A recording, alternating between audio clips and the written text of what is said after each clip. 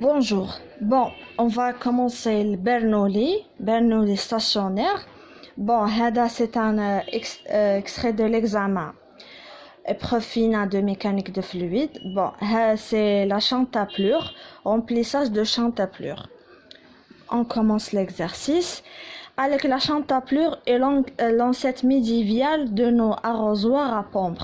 Il s'agit d'une poterie en forme de cloche s'ouvre à son sommet par un col mince et dont la base est percée d'une multitude de petits trous.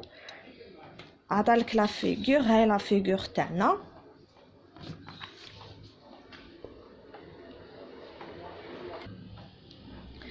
Le jardinier la tenait par le col, coincé entre l'index et le major. L'axe de poterie reste toujours vertical. Il a le plongé dans un bassin pour que le chantaplure se remplisse par la base à travers ses petits orifices. Il a embouché ensuite le col avec son pouce, extrait du bassin. La chantaplure perdait alors quelques minces filets d'eau, mais l'écoulement cessait au bout de quelques instants. Le jardinier l'a transporté ainsi jusqu'à lieu d'arrosage, arrivé au-dessus de la plante. Il lui suffisait de retirer son pouce pour jusqu'à lieu d'arrosage. Pour que lui bénéficie bien humecter le sol. Au cours de cette vidange, l'air aspiré par le col émetté par une petite sang pleine fictif accompagnant les larmes de la chantaplure, bien normée. Nous examinons cette année le remplissage de chantaplure. Nous tournerons à l'air de la section droite de la partie cylindrique de la poterie et H sa hauteur. Nous tenons à l'air de la section droite des orifices, supposons toutes identiques, de la base et n leur nombre. L'air de la section droite du col sera noté AC. Z désignera l'altitude comptée à partir de la base de la poterie. L'air et l'eau seront assimilés à des fluides parfaits. On considérera que l'eau dont notera ρE, la masse volumique est sensiblement incompressible. L'air sera assimilé à un gaz parfait. On notera ρA, la masse volumique atmosphérique. On considérera enfin tous les écoulements comme étant quasi-stationnaires et on négligera les poids volumiques de l'air en comparaison avec celui de l'eau. Le jardinier a immergé la chantaplure sur toute sa hauteur cylindrique H et maintient en position. L'eau pénètre par les orifices et formait déjà à sa base une couche d'épaisseur HT. En réaction, de l'air s'échappe par le col avec une vitesse U1T. Premièrement, هادو هما les questions. Bon, ما يخلعوكمش زعما بزاف. Il y a 2 pages في l'exercice. Le plus important تفهموا l'exercice c'est exactement كيفاش. Les questions c'est quoi? En admettant que les eaux de bassin restent sensiblement en repos, sauf au voisinage de l'immédiat des orifices, donnez l'expression de la pression motrice P qui règne en fonction de ρ à E, G et H. Deuxièmement, on notera P1T, la pression statique de l'air, surmonte la couche d'eau au-dessous de la surface libre de l'eau dans la chantaplure en admettant que les eaux de cette couche d'eau sont sensiblement en repos, même au voisinage immédiat des jets issus des orifices donnés en fonction de ρ, G et H. L'expression de la pression motrice P1 règne dans la couche au niveau de la base, autour des rejets.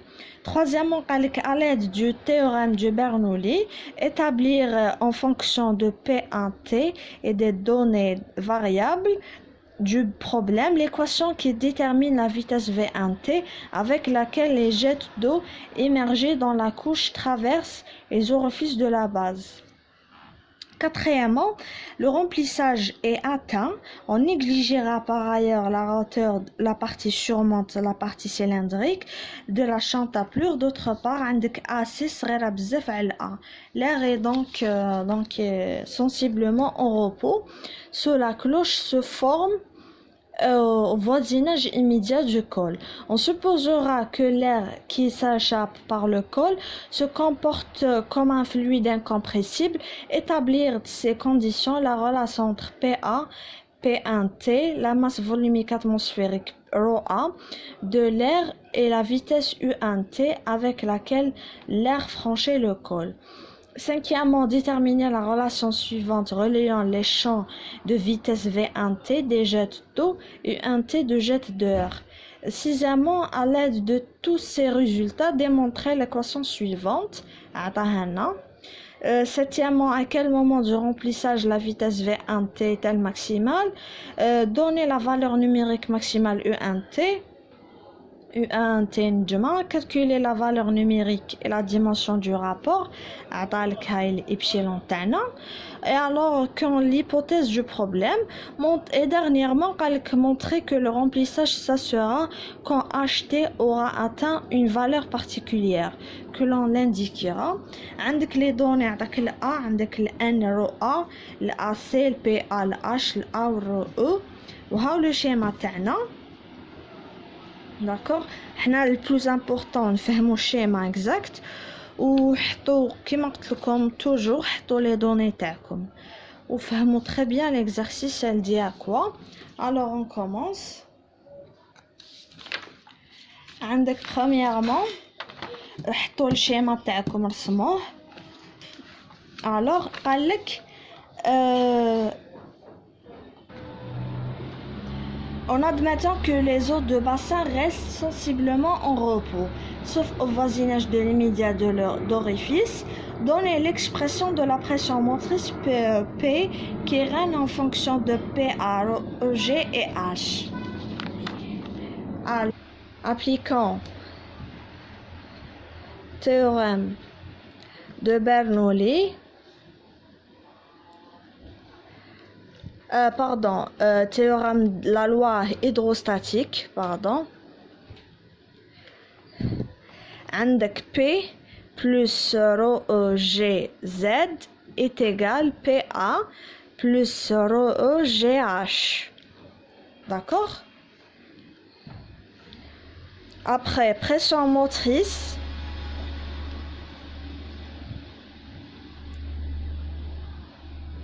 عندك P PA plus rho GH. هذه هي l'expression تاعنا. C'est ça la réponse. Bon, deuxièmement, on notera P1T, la pression statique de l'air surmontant la couche d'eau au-dessus de la surface libre de l'eau dans la chantaplure en admettant que les eaux de cette couche d'eau sont sensiblement en repos. Même au voisinage immédiat des jets issus des orifices donnés en fonction de ρ, G et H, l'expression pression motrice P1 règne dans la couche au niveau de là-bas autour des jets. Alors, deuxièmement, on a P1 plus ρ, G, Z est égal P1T plus ρ, G, HT. D'accord? خرج منا P1 motrice هي P1T plus ρ GHT. C'est vraiment simple, hein? Genre كيما قلت لكم ما يخلعكمش هاد les deux pages. Faut juste concentrer. Alors, troisièmement,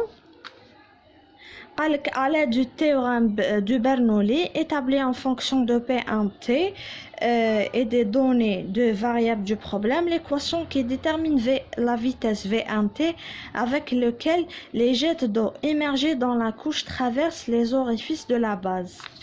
Alors, troisièmement, appliquons théorème de Bernoulli. Alors,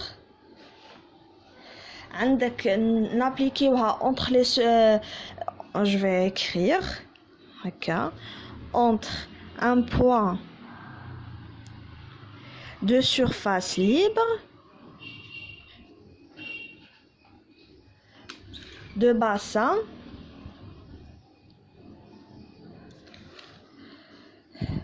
et un point au voisinage des orifices.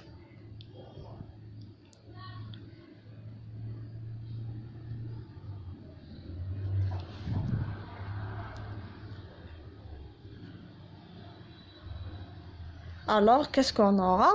عندك PA plus rho GH plus 1 demi rho V au carré هذه E est égal هذه V1 نسموها P1 plus rho GZ1 plus 1 demi rho V2 au carré. Alors نكملو عندك PA plus rho GH plus 1 demi rho E V0 au carré ou la V1 est égal P1 T plus rho GHT plus 1 demi rho E V1 T au carré. D'accord? Après la simplification, on aura quoi? عندك PA plus P1T P1T plus rho G نخرجوا ل H تاعنا moins HT هاهي est égal 1 demi rho V1 au carré T نخرجوا en facteur خرجنا en facteur V1T fois 1 moins V0 VA au carré sur V1T au carré. حنا هذه complètement تروح au zéro parce que راهي négligeable. D'accord? V1 au carré par rapport au V1T راهي بزاف صغيرة. Alors on néglige. D'accord? سما تروح بالزيرو. وعندنا تانيك l'équation de conservation تاع dB. conservation تاع dB عندك Q0 ولا Q أنا سميتها QA نتوما سموها كيما l'essentiel تعرفوا وش هي A0 V0 لا AA est égal à V1T. Alors VA sur V1T est égal à sur A0 وهذه تكون بزاف c'est inférieur celle-là تكون بزاف صغيرة على A0. Alors après la simplification quand on applique la conservation تاع dB واش يكون عندنا 1 demi rho V1 au carré T est égal PA moins P1T plus rho A G ورانا ديجا خرجنا ال H moins HT. D'accord? Alors منا نخرجو V1T تاعنا est égal à quoi من هذه normalement c'est clair اني نقول لكم زعما اللي ما فهمش n'importe quelle حاجه il faut mentionner ça en commentaire. V1T alors ça sera quoi عندك 2 sur rho A fois PA moins P1T plus rho A G H moins HT.